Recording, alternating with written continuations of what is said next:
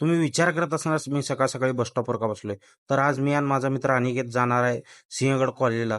तर तिथं आपले जे एक्झाम RRBच्या नीटचे जे एक्झाम CETचे एक्झाम आहेत त्याच्यासाठी इन्व्हिजिलेटर बनण्यासाठी आम्ही जातोय सिंहगड कॉलेजला रजिस्ट्रेशन करायला.